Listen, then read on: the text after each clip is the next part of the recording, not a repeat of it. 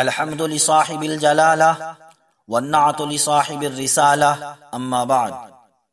حضرات سامعین کرام، پچھلی قسطوں میں عورتوں کے سلسلے میں غیروں کا نظریہ اور ان کے برے رویے اور عورتوں پر ہونے والے مظالم کی دل خراش داستان پیش کی گئی تھی، اور ساتھ میں یہ بھی عرض کیا گیا تھا کہ ان کے بالمقابل اسلام نے نظریہ پیش کیا کہ اگر عورت بیٹی ہے تو تمہاری عزت ہے، عورت اگر بہن ہے تو تمہاری ناموس ہے، عورت اگر بیوی ہے تو تمہاری رفیق حیات ہے، عورت اگر ماں ہے تو تمہاری جنت ہے۔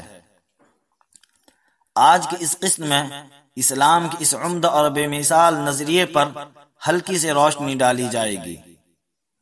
حضرات سامعین کرام، اسلام میں عورت بحیثیت بیٹی کے، زمانے جاہلیت میں جب باپ اپنی بیٹی کے وجود کو باعث عیب سمجھتا تھا، اسلام نے اس بیٹی کو دخول جنت کا سبب قرار دیا، جیسا کہ آپ صلی اللہ علیہ وسلم نے فرمایا کہ جس شخص نے 3 لڑکیوں کی پرورش کی، پھر ان کو ادب سکھایا اور ان کی شادی کرائی اور ان کے ساتھ اچھا برتاؤ کیا تو اس کے لیے جنت ہے۔ دوسری حدیث میں آپ صلی اللہ علیہ وسلم نے فرمایا کہ جس شخص نے 2 بچیوں کی پرورش کی یہاں تک کہ وہ بالغ ہو گئیں تو وہ شخص روز قیامت مجھ سے اتنا قریب ہوگا جیسے 2 انگلیاں ایک دوسرے سے قریب ہیں۔ نیز آپ صلی اللہ علیہ وسلم نے بیٹی کے حوالے سے یہ بھی فرمایا کہ جس کی کوئی لڑکی ہو پھر وہ اسے زندہ دفن نہ کرے اور اس کی توہین نہ کرے اور اپنے لڑکے کو لڑکی پر ترجیح نہ دے تو اللہ تعالیٰ اسے جنت میں داخل کرے گا۔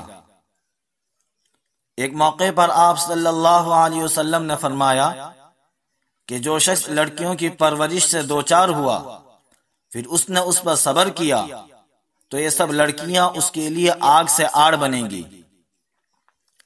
حضرات سامعین کرام، یہ تو تھا اسلام میں عورت بحیثیت بیٹی ہونے کا مقام۔ اب سنیں اسلام میں عورت بحیثیت بہن ہونے کا مقام و مرتبہ کیا ہے۔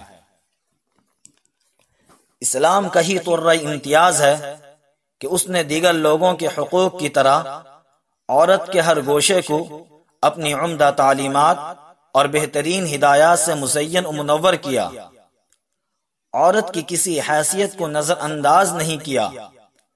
اس نے بیٹی کی طرح بہن کی پرورش پر بھی جنت کی بشارت سنائی۔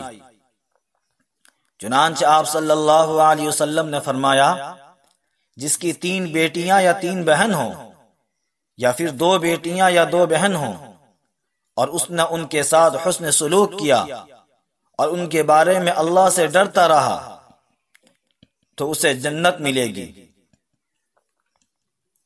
ایک دوسری حدیث میں آپ صلی اللہ علیہ وسلم نے فرمایا جو شخص 3 بیٹیوں یا اسی طرح 3 بہنوں کی پرورش کرے پھر ان کی تربیت کرے اور ان کے ساتھ پیار و شفقت کا برتاؤ کرے یہاں تک کہ اللہ ان کو بے نیاز کر دے تو اللہ تعالیٰ اس کے لیے جنت واجب کر دیتا ہے۔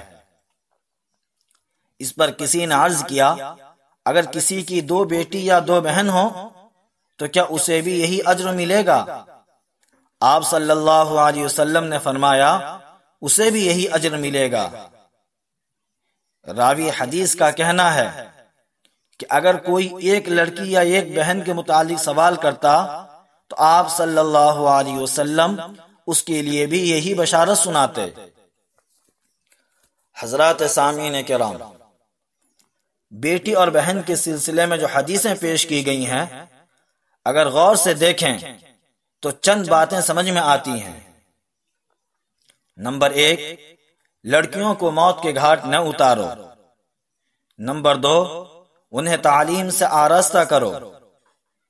نمبر 3، ان پر رحم و شفقت کا معاملہ کرو۔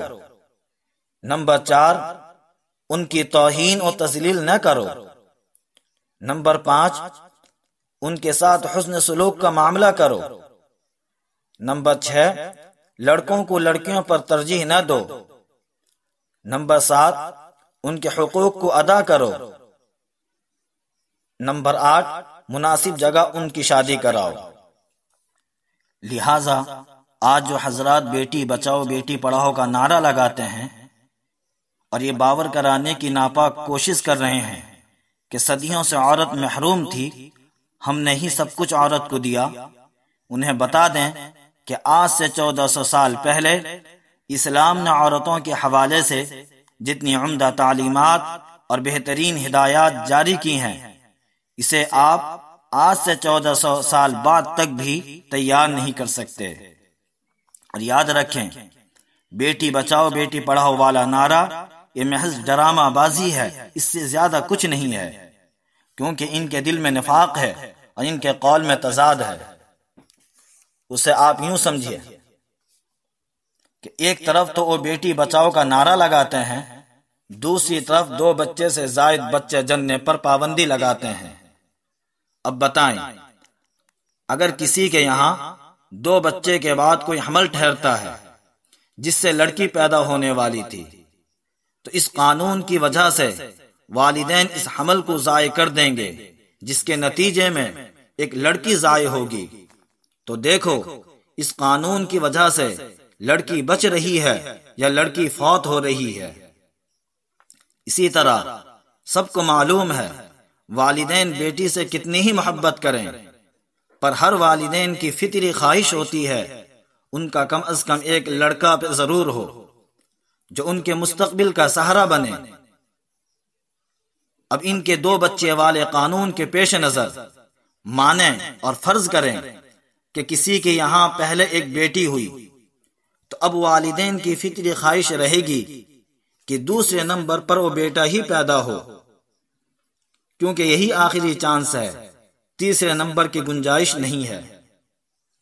اب حمل ٹھہرنے کے کچھ مہینے بعد پتہ چلا کہ وہ لڑکی ہے، لڑکا نہیں ہے، تو بتاؤ، بیٹے کی فطری خواہش اور اس ظالمانہ قانون کی وجہ سے کتنے ہی لوگ اس لڑکی کو مار ڈالیں گے، یعنی اس حمل کو ضائع کر دیں گے۔